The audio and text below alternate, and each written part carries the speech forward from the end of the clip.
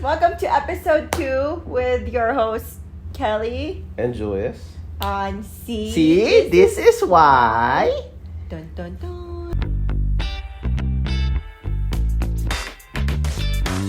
Alrighty, so first and foremost, would like to say thank you for the love and support that we got from the first and premiere episode. Was not expecting all those listeners, all the views on YouTube, on TikTok, and on Instagram.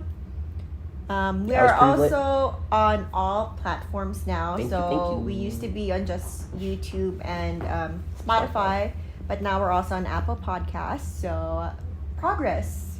Good job, Hepa. Looks like today's topic is more on our families. So, how do we deal with being away from family and friends? Ever since, moving out here. Mm-hmm. Well, I think it's way easier now because, well, in our case, we're in the military, so we get the chance to move around every 2 years, maybe, depending on what your duty station assignment. Yeah, what duty station, field, whatever type of trade that you're in. So it'll all depend on that because sometimes there are trades where you can just stay at one local station, whether it be San Diego or Omaha. But we were lucky to be in Hawaii first. Yeah, we were in Hawaii first, and then now we're in Colorado, which is also beautiful, by the way. It's all right. It's just cold. From Hawaii to Colorado is a whole different climate. Yeah, climate change. As far as dealing with family and being away from them, different time zones. That's the main thing. Different time zones, because most of our family are back in the Philippines. I got my dad over in LA now, and then my brother's all the way in South Korea. So it all depends, but now 21st century na, diba? So you got Facebook. Your Facebook, you got your FaceTime, Messenger. You got your Facelock, you got your Messenger, Facebook, diba? So everything is just a click away. You got everything. You can just message them, ping. So it's not that bad. Yeah, it's not bad at all. But you don't get to see them as in person as often because it costs an arm and a leg trying to go from one place to the other. Yeah. And now you got 2 kids and a wife, so it costs 4 times more. But yeah, so if you're in the same situation, look at it on the bright side. You can easily message them. If you would imagine it back to let's say 10 years ago. You need to send mail letters. You need to send mail. I remember doing that with my dad. You gotta buy a phone card. Yeah. I remember my dad had to buy a phone card just to call us back home in the Philippines, or even when there was dial-up. It's oh, shit, ang bagal. Hindi ko magana Yahoo Messenger ko, man. Walang internet, offline. But yeah, things Skype like that. Chica Messenger, you remember that? I never did Chica Messenger. It's free, you just text. Did Yahoo Messenger. I remember my dad, he would put points in our Skype account just so we could talk to him. We can make calls, yeah. Well, back then, sideline. So, I think it was middle school-ish. Yeah. That was when I used to do a lot of online gaming and prank calls. Prank calls? Yeah, because on Skype. So mad.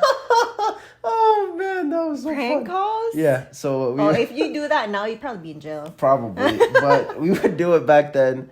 I forgot what we would call, but we would just call random numbers on there. And that is so bad. Yeah, that's how we feel about dealing with how far away from family. Sometimes it sucks because my mom would call me from time to time wanting to see the kids, but then by the time she tries to call, the kids are sleeping or we're outside and we can't really do that. But when there's opportunity, we fly them out to see us anyways. But yeah, Messenger, like you said, social media, the internet is a huge help when it comes to just staying in touch with them. Friends, though, on the other hand, it is harder for me because I don't talk to my friends as often, but I would love to see them. But all of my majority of my friends are back home in the Philippines, and I haven't seen them since 2017. 2018. Yeah, 2017. 2018. Oh, 2018.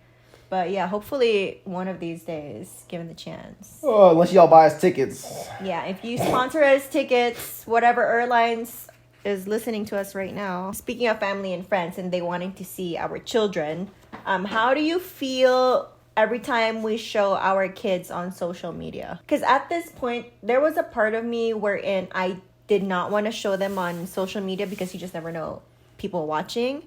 But at the same time, the kids want to be like on my Instagram or like on YouTube. And I don't mind as long as they're comfortable doing that. But if they don't want to, it's fine with me. We don't have to show them. But for me personally, showing them online for now is okay. Because since we are in the military, we don't have family near us. I feel like social media is the only way that they could see our kids right now. Yeah, I can see that. Yeah, that's a good way of putting it. Because we're not there, so they have not met our kids. Our friends, none of them. Yeah, like the majority of our families don't met our kids yet. So I can see like our family, it's only those who are here in America. And my mom and my brother seeing the kids. But like the rest of our family has not seen the kiddos, and they're like 4 years old now. Yeah. So I mean, it's a good way of like keeping a record of like what we do every day, every year, and all that. Because like we can look back. Jax likes watching. Yeah, he loves watching the vlogs. Old vlogs of just like seeing himself. He's like, "Oh, Daddy, that was in the White House." Yeah. And I was like, "Yeah, man, it's the White House." Like, "Oh, Daddy, our house now is blue." I was like, and "Yeah, then he would also like he has his own phone, and we like how many times do we caught him vlogging? Yeah. Even on our main camera, he and Maxon would pretend to vlog. Yeah, they like taking pictures. Yeah, they like when we try to take pictures of them, they're like, Yeah. "Oh, see pictures." Yeah. It is a good way of keeping Privacy. like home videos on file. Be like, "Oh, hey, what did we do last year?" You can just pull up your vlogs from last year and be like, "Oh, yeah, we went to that place." I even forgot, like, I think it was our last Christmas together before the kids. We saw a movie, Kasama Natsuye, over in like we saw a movie? Yeah, we saw a movie in Kapolei. Because I have a Oh, picture. no, it was Christmas. Yeah, and that's what I everything said, was Christmas. closed. Yeah, everything was closed except for like the movie theater. I forgot what we watched. I don't know what we watched. But there was a picture of Kelly with like a big stomach, and then the popcorn was like right here. Yeah, because I was due like a couple of weeks after. Yeah, because Jax was born like 2 weeks after. Yeah. I've seen a lot of kids speak different languages at the same time. But now, are we going to teach them how to speak Tagalog? I mean, we're already trying. Yeah. But I mean, most of the time they speak, well, from like some words from time to time. Like, Mommy, tubig, Mommy Kelio, Ate Kelio. Mommy, pamunas. Mommy, pamunas. Oh, Jax went to school. Mommy, pamunas. Like, when he was at school, like, this was last year, and then he had a runny nose, and then he was telling his teacher he needed a pamunas. Which is like a rag. Which is, like a rag, towel. yeah.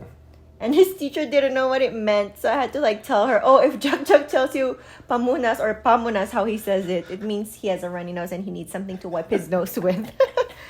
Jax has also been singing Tagalog songs. I try. All right. So on this teaching them Tagalog piece, right? Like I'm not very well versed in Tagalog that much. I mean, we took like a couple of Filipino classes, Tagalog classes back in high school and college. Pero like, mine's more of like conversational as far as. Yeah. I can't write papers in Tagalog, right? I mean, like, I was best in Tagalog in high school, so I don't know what I'm talking about. That's what I'm saying. Like, I'm saying I couldn't. But that's so, like, I can't just teach the kids. Yeah, but as much as possible, we talk in Tagalog from time to time. Yeah, from time to time, yeah. And they seem to pick up. And at this age, 3 or 4 years old, this is the best time to teach them. Or if you want them to be multilingual or bilingual, this is the best time to teach them because their brains can just pick up really fast. Yeah, that's why I've been trying to just... like, when I learned languages back then was I would just try to expose myself in the language. I, like, changed everything up. So as far as, like, what we're doing now, all music that we're listening to in the house... Even, like, in the freaking car... shows, like... And shows. Like Bluey, Blippi...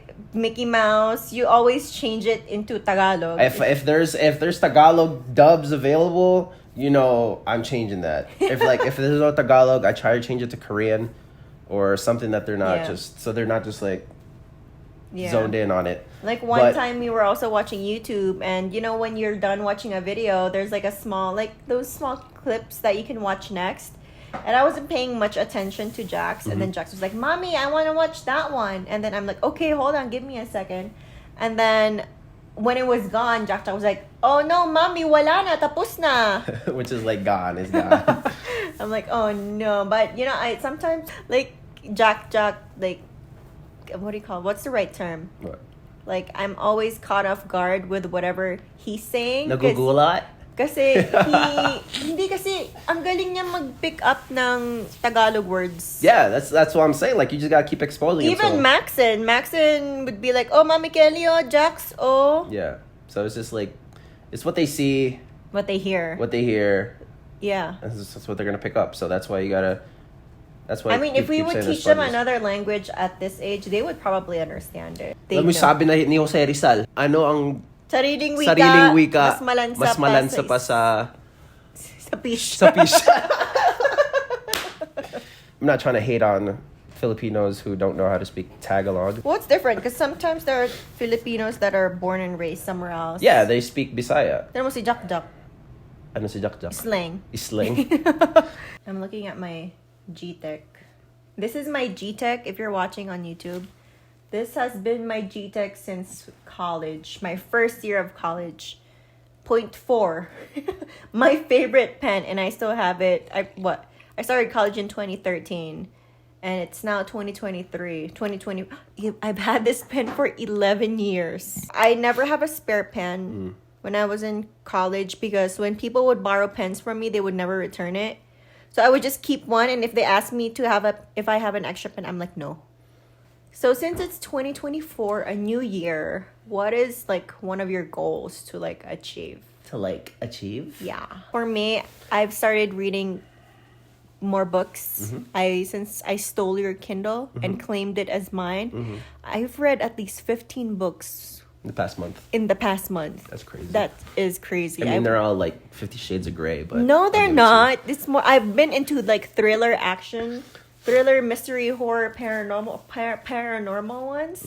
If you guys haven't read Hidden Pictures, and just have them comment down below books, yeah, and then you'll give like your list. Yeah, but like Hidden Pictures is, I love that. I thought I was more into like romance books, but ever since joining like the Facebook group of like Kindle girlies, paranormal thriller ones, I've been more into that. So I feel like I found my book genre that I actually enjoy. I don't know about you. You don't like reading books. You're more of an ebook guy. I mean, an audiobook. Oh, an audiobook guy. But yeah. I'm still working on this audiobook, Psychology of Money. I don't know, I forgot when it came out, but it's pretty good. On her side, she's more of like the not on the fiction part of the books, like fantasies and all that stuff. When I try to read, I mean, I'm into that too. Like was it Book of Poppy or the Poppy Wars? Poppy Wars were pretty good too. Finished that last year. But right now I'm working on the Psychology of Money. It came out. You like actual 2020. Yeah, like the actual like nonfiction books, like talking about money and all that. I recently just got into all that money stuff last year. So like we're talking about retirement, talking about investing and all that. I'm not very well versed in it and all that. I'm still doing like all the simple stuff. I don't know anything about that. I try to like sprinkle here and there, you know. But like, you're more of like the money master when it comes to like the master debater. I'm just master of spending money. Yeah. So I'm trying to get used to that. She finally got the grasp of like yung power of money. No, compound interest, right? Like, yeah. I showed you like how I figured out your how IRA that is performing. Like, yeah. Your money's making money when you're sleeping. They don't really teach that to us. No, they just started teaching it now, even in schools God. Here, that they started teaching it. I had no idea that about credit cards and whatnot. But that's definitely something we're looking forward to whenever the kids start grasping that stuff, because all they want to do is go to Target and buy cake pops. But we'll get there. So one of our friends actually asked me this: Jollibee or your cooking? You asking me? No, this is for you. For me. Yeah. I just like how Julius cooks kimchi fried rice and grilled cheese. But the rest is Jollibee. What are you talking about? What? It's not like you can make Jollibee fried chicken. Sinigang was pretty good. Sinigang was good, yeah. Next question. Okay. What was it like growing up multilingual in the Philippines? So same way as what we, like, you know, how we talked about teaching Jax. Well, for me, this is more for you. I moved to the Philippines when I was 3 or 4. And mind you, I did not know how to speak English or Tagalog. I only know how to speak Dutch. So my auntie, si Tita Len, I remember she was telling me to speak louder, but I was doing the complete opposite. So instead of shouting it, I was whispering it, and she was laughing at me. I didn't get it until like a couple of months later, but I remember I was 4 years old or 5 years old. I went to KCDC. That's where I did my preschool. Did not know how to speak English or Tagalog. But from there, I don't have any memory of it, but I just learned how to speak English and Tagalog and Dutch all at the same time. I think it's just how you always talk to someone and listen. Like, if you're watching TV in English or in Tagalog, you would probably just know how to. And, you know, being a kid, you'd probably pick up more stuff way faster than an adult. The Philippines, I feel like the Philippines' main language is English. And then Tagalog is just secondary at this point. Because when you go there, everybody speaks English. Like, literally, everyone speaks English. Yeah, it's kind of bad. Like, majority of the schools teach in English. Yeah. So, like, I was born and raised there, you know. It's always been English first. Yeah. So and then Tagalog. I guess English first. Pero Tagalog when you're just outside of the school, because everybody else speaks like Tagalog. outside of the school, you're speaking Tagalog or whatever dialect you're at. Whatever dialect you're trying. You're. But then when you're in school, it's just English. Yeah, when you're in school, like the way they teach it, it's even bad because like back then, that's when they had English only zones. Yeah. I remember there were signs that English only zones. Oh, I remember that. I felt kind of bad as far as like learning English back then. It was just in schools. Yeah. Media. And then, I mean, I was moving back and forth, but that didn't really do much. Yeah, I don't know. I don't remember the Philippines not speaking in English at all. So everyone just speaks in English. So if you're planning on going to the Philippines, do not be worried about language barriers, because best case scenario, everyone knows how to speak English. Yeah, I mean... everyone. They might not be like... Not like perfect English, but they can understand you and they can answer back to you in English. You'll be able to communicate, is what we're trying to say. What's the hardest thing you two experienced in your relationship? Probably money. Like every other couple out there. Yeah, and like everybody else, like one's going to be the spender and one's going to be the saver. And it's just how it is. You just kind of have to work, find that balance. Because it's not always good that you're just spending, but it's also not always good to just be saving, you know? Because there's also this book, I haven't read it yet.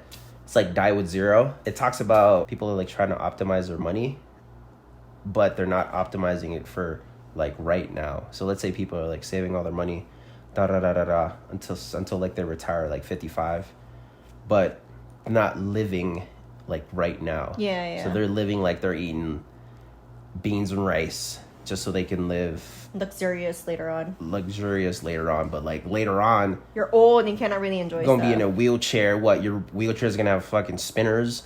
I mean, you have all the money, but you don't have the time. Yeah, that's the thing. So you just gotta balance it. Yeah. How did you feel finding out when you were pregnant with Maxon? I was just as shocked as everybody else, because I was breastfeeding with Jax. I just got off from my birth control. Literally like 2 weeks, within the 2 week span, I was pregnant. I sort of had like an idea. I mean, it's not like we were preventing. Yeah. But at the same time, not also like trying. It was a shock because it took us almost a year with Jax, where we were talking to the doctors about, what's our next step? You know, IUI, IVF, and all that. And then boom, next thing you know, without all these hardships with Maxon, he just came here, like he just slipped through there. Yeah, we got lucky. He was like, well, no more doctor appointments for you guys. You're just pregnant. So what are your dynamics as parents and with friends as parents? So with parents, you know how people are saying we're the generation of gentle parenting compared to how our parents raised us, which is no problem, because the way our parents raised us is how their parents raised them. It was a whole different thing. But now we're in that era of like gentle parenting, and we're like trying to change the way. It's not like that it's bad, but it's just a new way of parenting nowadays. And that's how everybody else is doing it. And that's what works for us. But sometimes if you gotta do it the old school way, you can. You mean most of the time? Like, no, not most of the time, but like, gentle parenting is such a huge adjustment because that was not how we were raised. So like sometimes literally I just want to cry because I don't want, you basically know what I'm saying. I don't want to do what I think I want to do to them because that's not how we're supposed to do it to them, like as, discipline and whatnot. But it's way much easier. Hey, back up the butt. Mom, no. But yeah, sometimes you just have to take a deep breath and just walk away. Yeah, it's hard. Yeah, like I remember buying a book that says How to Gentle Parent. Yeah, I read that book or listened to that book too. Yeah, I mean it's an eye opener, but yeah. It's a huge adjustment for us because that's not how we were raised. Anyways, how are we around friends like as parents? So it's funny because the friends that we have here, we were all like when we all met, we did not have any kids, and then we all had kids together.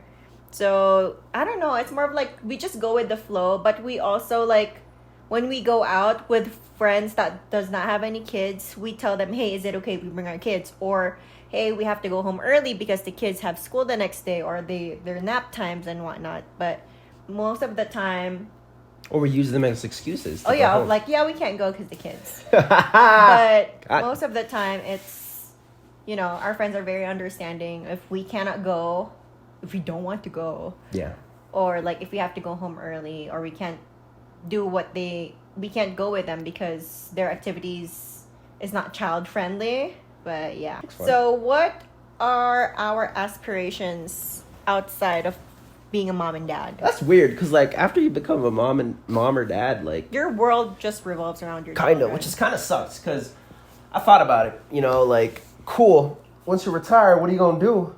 Be like, I don't know, raise my kids. Oh, your kid's already 18 out of the house. It's just you and your wife. What you gonna do? We're just gonna stream. Probably, but be on Twitch. It's like, yeah, I think of that from like when you mentioned goals earlier.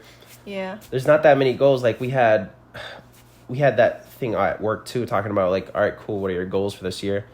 Yeah. And I just talked about all the stuff that you want to do at work, like the things you want to achieve at work. Yeah. And it was like, all right, cool. What about personal goals? I was like, yeah, cool. What about them? It's like what about personal goals? Yeah, I don't know. Like ever since it's kind of bad, but ever since we became parents, you kind of just like put your life on hold. Yeah. Outside of just like sad. maybe your career stuff, but that kind of is like Because I honestly have been wanting to go back to school, but I'm like, well, my kids are still young. I want to be physically present. I want to raise them. I want to be there for them. But then by the time they're grown up, I'm old. What am I supposed to do? Like, is it too late for me to go back to school? I'll be like, what, 40, 50? And if I want to go become a freaking doctor, I'll be like 70 by the time I graduate. So, I mean, you'll still die as a doctor, so you'll be fine. Well, if that's the case, I think I'll just stream and play The Sims all the time. But I honestly want to go to school, become a doctor still. But I've been trying to look here and there on how that's a possibility. With like 2 younger kids, maybe when they're in school full time, I'll like fully looked into it.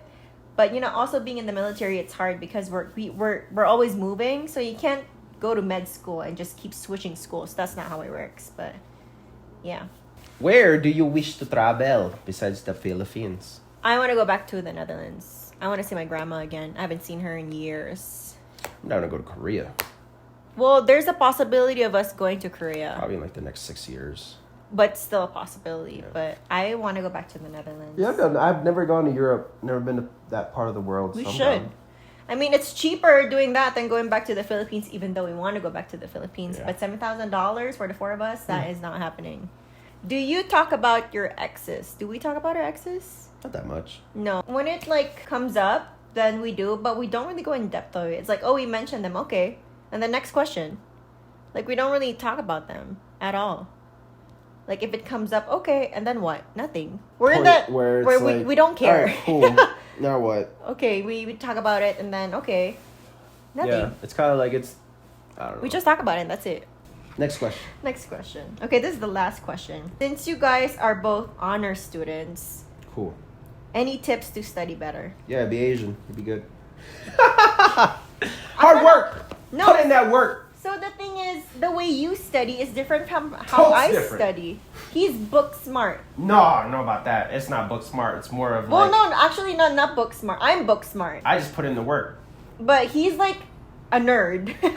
Nah, just put in the work. I don't know, because the way I do is I give myself 2 hours to study, and then after that, I'm going to do whatever I want. Like, yeah, I do the total opposite. I study like... He studies like forever. The whole day. I study for like two hours, and then you would see me partying the next couple of hours. Yeah, like, nope. In college, Can't do that. A lot of people were shocked to find out that I was graduating with honors because they would party with me every single night from first year of college until I graduated. Like, I'm that girl in college, that party girl. So they were shocked when they found out that, oh, she's actually smart. But that's the thing, though. Like, you need to, not prioritize, but, like, balance. Like, because my dad always said that there's a time to play and there's a time to be serious. And that always stuck to my head. Hers is different. Like, mine, I gotta put in that work. Differently than I do. Because I remember we studied together last time when we were at Coffee Bean. And it was totally different. Yeah, she would already be done like 2 hours in. And I'm just like, just getting started. I'm like, what are you doing? Yeah, like after class, and back in college, after class, I would just go straight to the library right after until it fucking closes or until I get hungry. And then I go home. But that's just how my brain works. Yeah, that's just gotta find your groove. Some people do like was it Pomodoro effect where they I don't know. I just study. Pomodoro effect. I think that's what it's called. I don't know. Where you set like a timer, you do 20 minutes on, 5 minutes off. I can't do that. So that wraps up this episode. This episode of See, this is why. We got to get the kids to say it. But yeah, thank you guys for listening, tuning in, or watching. If you're watching on YouTube and on Spotify, apparently you can watch this on Spotify too. I didn't know that until I uploaded the thing. Because they were like, yeah, you can upload MP4s. I was like, okay. I thought it was just going to get the audio, but it got the video as well. So don't forget to write a review on whichever platform you're listening. We're on Apple Music now too, so. And leave that 5-star review.